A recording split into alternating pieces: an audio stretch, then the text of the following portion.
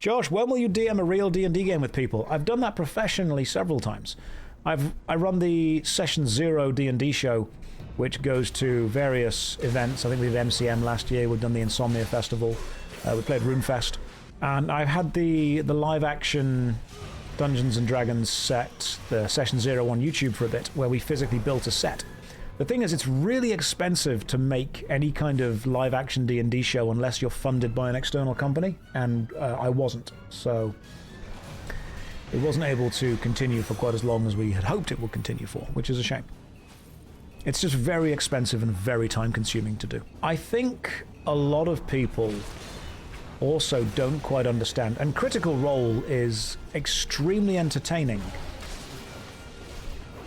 but I think a few people fail to realize that Critical Role is framework and structured improv with professional improv actors and voice actors around an idea where I think they already know roughly where the framework of the story is going to go to.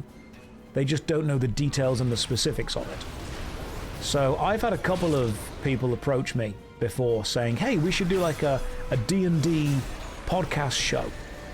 And I said, okay, you need to understand then that there is a big difference between doing a completely improvised D&D show that's fun for the players and a structured but improvised D&D show that's fun for the audience. And I think sometimes some of the best audience shows, they're not necessarily the best D&D players, but they are the best improv actors, because popular D&D is good improv. A lot of the entertaining bits that become the good clips are actors acting, not necessarily players playing the most accurate D&D. And there's nothing wrong with that. There is absolutely nothing wrong. But, I mean, imagine this. Imagine that you and I were playing a Dungeons & Dragons game, but the point of the game was to entertain the audience. The best thing to do would be to actually pull you aside as a player and say, look, this is the enemy you're about to face. This is what they're going to do. This is their special ability. This is the arena you're in. This is what I would like the fight to end as. And then you, as an actor, say, okay, cool, I will try and make that work. And then the game starts, and it's not super duper fun for you, but the audience will love it because you have had a bit of time to think about what the coolest thing to do would be. You've had a bit of time to think about how you're going to engage with it. It becomes scripted within a framework. And I think that's the important thing. And I've had people say to me before, no, we're going to go in 100% blind, we're only going to improvise. Not even professional improv actors always go in 100% blind.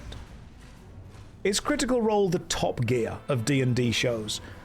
I would say that it's probably more improvised than Top Gear is. But there is definitely a level of kind of planning to it. Follow. There's definitely a level of planning to it. You know what's amazing is Top Gear is a scripted show. Follow. Top Gear is a scripted show. And people always say, no, it's not. It has won the award for best script writing.